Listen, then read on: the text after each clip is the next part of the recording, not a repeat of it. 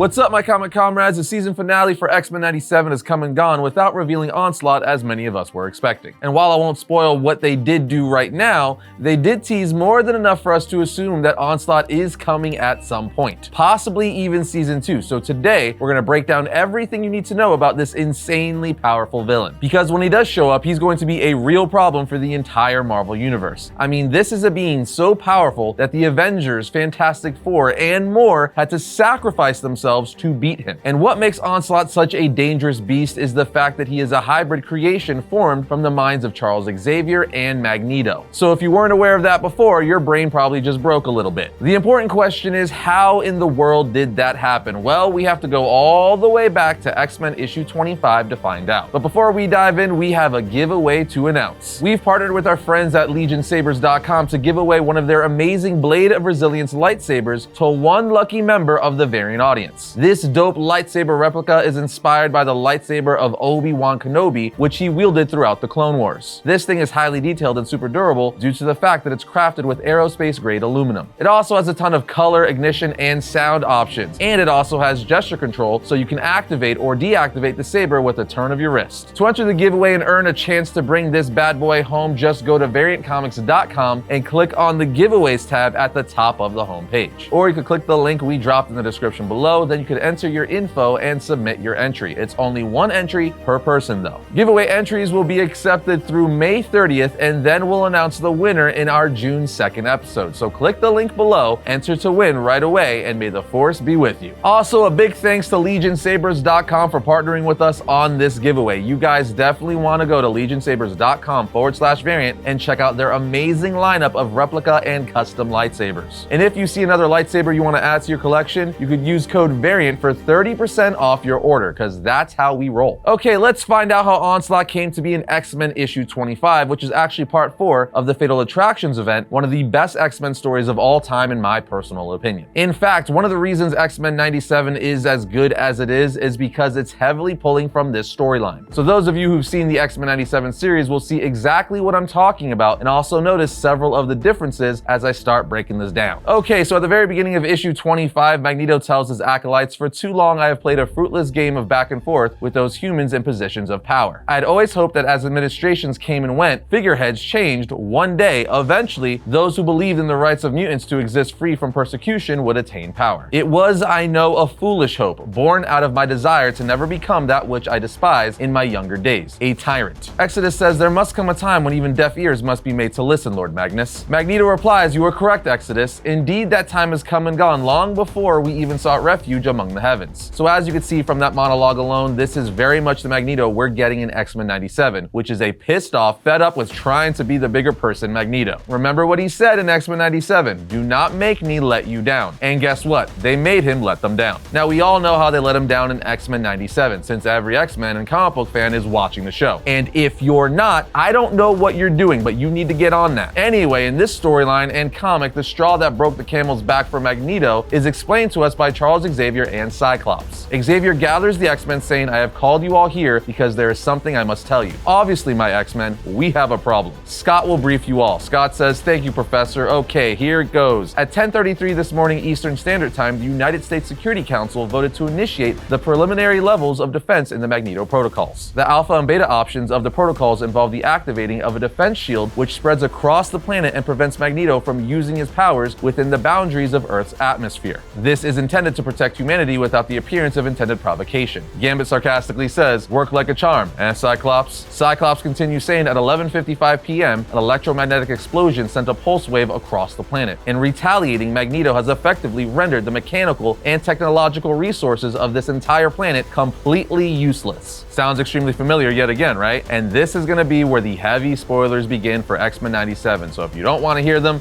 peace out. Now, for those of you who have seen the series, this sounds familiar because in episode 8 of X-Men 97, Magneto basically did the same exact thing once he was freed from Bastion's confinement, setting off an EMP on the whole planet, frying every electronic on Earth. I'm just loving how X-Men 97 took a huge chunk of the Fatal Attraction storyline and just made it their own with little changes here and there to fit the story they're trying to tell. Anyway, as far as X-Men 25 goes, they start suiting up for battle. Xavier even puts on a Shi'ar exoskeleton so he can walk. They then go to space to confront Magneto, as that's where he's been with with his acolytes. But just before they arrive, Xavier overrides Magneto's ship, teleporting all his acolytes off of it, so when the X-Men arrive, it's just them versus the Master of Magnetism. Xavier even says that eliminates any miscellaneous opposition. Soon after this, it's X-Men versus Magneto. Magneto even says, "You ask me, X-Men, why I do what I do, and I ask in return, how can you not? You see it in my mind, Xavier. How can you allow our own race to be systematically eradicated by Homo sapiens?" Gambit says, "Well then, Buckethead, sounds like killing everybody who don't agree with your point of view." Magneto doesn't like that, so he strikes him across the face. Now, at this point, Rogue comes in saying, "Remy, you hurt him because you know he was right, Magnus. You just couldn't face it, could ya?" Sure, there's been a mighty fine line between the road we walk and yours, but the difference between us is still simple as right and wrong, and going to war with humans, killing them because maybe they feel the same way about you, don't make it right. And that's a belief we're willing to fight and die for. It's at this point Magneto's son Quicksilver comes running in, punching his father so hard his helmet flies off. Magneto says time and time again, upon learning you and your sister Wanda, the Scarlet Witch, were my children, the children of my beloved lost Magda, you have been offered the opportunity to stand by my side, as was your right, as would have been my joy. Magneto then attacks his son, and Wolverine comes to defend Quicksilver right after Magneto says, "My son must be slain." Wolverine jumps in, claws out, saying that ain't gonna happen, as he starts slashing at Magneto. But as we all know, it's not a good idea for Wolverine to go up against Magneto, as his skeleton is laced with the metal adamantium, and Magneto is the master of magnetism. He can literally control Wolverine like a puppet if he wanted to. But Wolverine is a throw hands, ask questions, and think about it later kind of person, and this time it came to bite him in the butt big time, as eventually Magneto gets fed up and just uses his power of magnetism to suspend Wolverine in the air, saying, "No more, Logan. Foolish man. It ends for both of us now. Our long association, my most visceral enemy, my most respected." As he starts ripping the metal off his skeleton, we see it coming through his pores and tearing through his flesh. Now, this event of Magneto ripping the adamantium off Wolverine's skeleton would have two massive repercussions in the future. Firstly, this was the catalyst for Feral Wolverine, because as we would find out in Wolverine Volume 2, Issue 91, the adamantium that laced Wolverine's skeleton was actually suppressing his full mutation. And once it was removed by Magneto, he slowly started to go full animal or savage, aka Feral Wolverine. But that's for a completely different episode. The second big thing that would come from Magneto removing the metal from Wolverine's body is Onslaught. You see, once he removed it from Wolverine's body, Charles Xavier got really pissed off, having just watched one of his X-Men be completely mutilated by Magneto. Charles even says, "I've hidden behind our philosophical differences for far too long, always willing to forgive you for your transgressions. I can no longer do that. You have shown an inability to change your ways, and I an unwillingness to make the hard decisions. Maybe in our own ways we are both failures, Magnus. You for failing to rise above the horrors perpetrated on you in your past, and as for me, maybe I have failed as well, denying the need to stop horrors no matter the cost." He then grabs Magneto by the collar, who, remember, no longer has his helmet to protect him from Charles' telepathic attacks. So he uses his telepathic powers on Magneto, shooting a beam out of his head onto Magneto, saying, "No more, Magnus, no more. Logan shall be the last. No one else will ever suffer. You caused the deaths of hundreds today, Magnus. Deaths I could have prevented had I stopped you years ago. You have killed too many, Magnus, and I have had enough. I will make sure here and now, once and for all, that you never kill again." And after Xavier does whatever he did to Magneto, Magneto says, "I never thought you would," as he falls to the ground. Now, it's this very act that, while extremely badass and something Xavier should have done years ago, that ended up creating the entity Onslaught. So while Onslaught didn't appear in Season 1 of X-Men 97, remember, he didn't appear right away in the comics either. It was a massive reveal many issues later. But they did all the same things the comics did to set him up, so he is coming to X-Men 97 eventually. As for the comics, several X-Men related titles tease his existence and coming, only for us to eventually learn who and what Onslaught is. First, we have Uncanny X-Men issue 322. Halfway through the issue, Beast and Bishop go investigate a massive meteor that just landed in Hoboken, New Jersey. But when they arrive to the crater, they see it's not a meteor. It is in fact the Juggernaut, who is unconscious. But both Bishop and Beast are extremely weirded out that he's unconscious or even dead, as the Crimson Stone of Sidorak renders Juggernaut invulnerable. Beast then puts his ear to Juggernaut's chest, saying no breathing, no pulse. As near as I can tell, Juggernaut is dead. But on the very next page, we see he's not, as Juggernaut opens his eyes, saying no. Now, some of you may be asking yourself, why is Beast human in this? Well, he answers that question once Juggernaut wakes up and punches him as Beast goes flying. He says, "If I hadn't rolled with that punch at the last minute, I'd probably be in Newark by now. As it is, he shattered my image inducer." You could probably assume what happens from here. Bishop, Beast, and Psylocke, who also arrive, start fighting the unstoppable Juggernaut. But the crazy thing is, Juggernaut is fighting in a panic, yelling, "He's out there, and he's coming for me." Beast then jumps on his chest, grabbing him by the helmet as Juggernaut says, "McCoy, Beast, what are you doing here? You were crazy to come here. He'll kill ya. He'll kill all of us." At this point, Beast body tosses Juggernaut, but he gets back up. Then Bishop comes in with the caption saying, "Until today, the men called Juggernaut and Bishop had never met. As a result, the living Dynamo has never encountered a mutant with the ability to channel and rechannel the countless volts of electricity needed to maintain an entire city," as Bishop introduces him to that voltage. Bishop then takes out Juggernaut, trying to knock some sense into him. He helps him back up as Juggernaut says, "Nothing makes sense no more. Least of all, the coincidence that landed me here in the middle of the same people I was coming here to warn about him." Beast asks, "The same him you claim was after you? The person responsible for your current condition?" Psylocke asks, "The name, Juggernaut. Who did this to you? Who, in your own words, is out there?" He looks at them saying, "Onslaught." So this would be the first mention of who would be the end for so many heroes in the Marvel Universe. We then have to jump to X-Men issue 15. Halfway through the issue, we see villain Sebastian Shaw, who has the ability to absorb kinetic energies, returning them with near infinite interest. We see he's talking to the villain Holocaust about a successful mission. Sebastian is also there with Lady Tessa, his executive telepath. And as they're talking to Holocaust, a huge shadowy figure with glowing eyes appears behind them. In horror, Sebastian punches it, but it does nothing. The mystery being just takes him out with one hand as Tessa says, "Release him, stranger," as she tries to use her telepathic powers on him, but it doesn't work. He just takes her out as well without even laying a finger on her. At this point, Holocaust says, "I'm impressed," but the being says, "You are afraid, Otherworlder. Onslaught knows you for exactly what you are. You and I have faced a common foe, Holocaust. We both share an interest in his limited future. Bring me the boy named Nate Gray, and you shall know power beyond your wildest dreams. I offer only the merest taste of what's to come to whet your appetite for more." Of course, we know this would be the first cameo appearance of Onslaught, but back then we were like, who the hell is this dude? But fear not, when X-Men 53 rolled around, he would make his first full appearance, fully revealing himself to Jean Grey. He transports her to the astral plane saying, "Hello, Jean, you do not know me, but trust me, we have much to discuss." As we see Onslaught in all of his glory for the first time, she replies, "This is the astral plane, but how did I get here?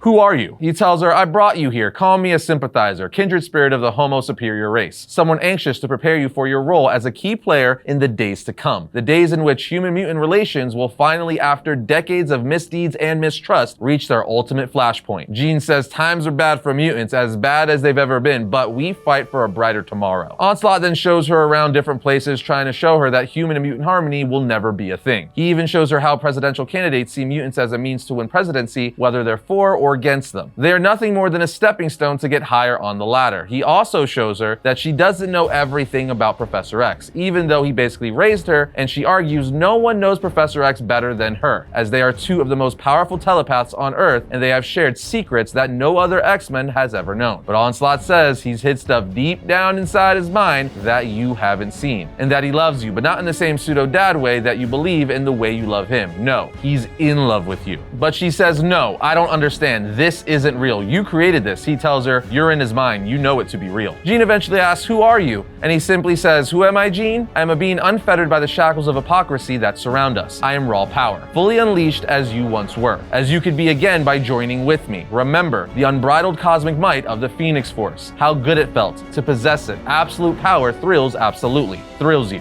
Don't be a hypocrite, Jean. Don't deny your nature. Your impulse is to take power, and impulses must be allowed to flourish. Stand with me and be who you are. There's no room for hypocrisy in the New World Order that's coming, Jean." But even after all this, Jean says no, ultimately saying, "You know me so well, you must have known that I wouldn't follow you. So what's this all about, little man? People mean different things than what they say? Fine, you're no exception. Why have you really come to me? Why did you put me through this? What use am I to you since you know I wouldn't follow you? Who are you?" He says, "I think you already know who I am, Jean. I am the great and terrible force beyond the comprehension of the human mind. I am a god. And to those who do not worship me, I am an angry god. Know my name, Onslaught," as he telepathically etches his name into her head. So that's a pretty nutty setup all by itself, but we would eventually get his origin and the big reveal in Wolverine Volume 1, Issue 104. In the issue, Onslaught is finally revealed as the psychic creation of Charles Xavier that merged with the ambition of Magneto and created an entirely new entity, hell-bent on taking over the world, with mutants being the a superior race. We learn this all happened in the moment Charles Xavier snapped on Magneto after he ripped the adamantium from Logan's body. As Xavier lost it attacking Magneto with the telepathic assault, somehow Magneto's dark ego reached out, extending itself right into the chest of Xavier's psychic avatar. Magneto's dark ego left something inside Xavier's avatar, and the merger would create the new being known as Onslaught. And all of this took place in a fraction of a second. The Onslaught storyline would go on for several issues and tie-ins starting in X-Men issue 54, but it all came to an end in Onslaught Marvel Universe, where the only way the Marvel Universe was able to defeat Onslaught was by the Avengers, Fantastic Four, and more sacrificing themselves to finally destroy him. I'm talking the Hulk, Captain America, Iron Man, Vision, Falcon, Thor, and so many other heroes. This would actually set up for one of Marvel's biggest reboots, the Heroes Reborn initiative, where it was revealed that Franklin Richards had accidentally transported most of Marvel's heroes to a pocket universe during their battle with Onslaught. For Marvel, this was a pivot to try to fix low sales with several of Marvel's biggest titles like Avengers and Fantastic Four. But nonetheless, Onslaught is the catalyst for this. Anyway, let's give you a rundown of his powers and abilities. First and foremost, he has every ability Professor X and Magneto has, as he's an amalgamation of the two of them. Homeboy is an Omega level mutant or entity. He has telekinesis, telepathy, mutant sensing abilities. He can manipulate magnetic fields, mind control, flights, mental manipulation, mental illusions, astral projection, and has immeasurable strength. He could also absorb any mutant into himself. Yeah, that's kind of terrifying, but we're not done. He also has size manipulation and seemingly limitless psionic powers that in Onslaught's final form, so to speak, he basically became a god. In addition to Professor X and Magneto's powers, he later gained the powers of Nate Gray and Franklin Richards. There was nothing he couldn't do. Having both Nate Gray and Franklin Richards' powers combined should tell you all you need to know about how powerful Onslaught truly became. He is one of the most powerful beings in the Marvel Universe, which is why we said earlier when he makes his appearance in season 2 or 3 of X-Men 97, the X-Men are going to be in serious trouble. For us, however, it's going to be a whole lot of fun, as exploring that character and the story surrounding him will be absolutely amazing, especially if season 1 is any indication of things to come. Yes, we know, and again, this is a spoiler for the finale of X-Men 97 season 1, but we now know that Apocalypse is the big setup for season 2, with it seeming like he will resurrect Gambit to be his Horseman of Death, much like what happened with Gambit in X-Men 183. But X-Men 97 is clearly putting their own spin on it. Anyway, Apocalypse is dope, and I can't wait to see how things unfold with him next season. But they've already laid the groundwork for Onslaught, who is an even bigger threat than Apocalypse. So they're definitely playing the long game with him story-wise. But there you have it, friends, everything you need to know about Onslaught. Are you excited for him to show up in the series? Let us know your thoughts in the comments. Other than that, we'll see you next time when I talk about all things comics.